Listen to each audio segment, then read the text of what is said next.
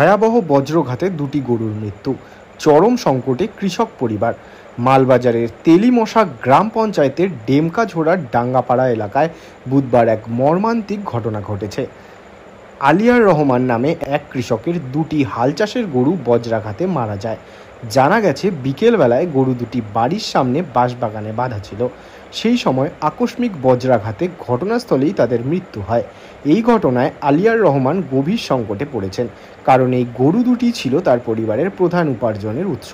খবর পেয়ে স্থানীয় গ্রাম পঞ্চায়েত কর্তৃপক্ষ ঘটনাস্থল পরিদর্শন করেন এবং ক্ষতিগ্রস্ত পরিবারকে সাহায্যের আশ্বাস দিয়েছেন। এখানে বিকট একটা আওয়াজ হলো। আমার দেখি পাশে গরু আসে, দেখি গরু দুইটা বিজলি পড়লো। বিজলি পড়ে দেখি মারা। এই গরিব মানুষ, এই গরু দুইটা নিয়ে আমি হাল চাষ করে মানুষের বাড়ি খাই, তাছাড়া আমার কিছু নেই। এলাকার পঞ্চায়েত প্রধান এসেছিলেন আপনার বাড়িতে? হ্যাঁ, আসে গেল। ওনারা কিছু বললেন? হ্যাঁ, কিছু বলছে।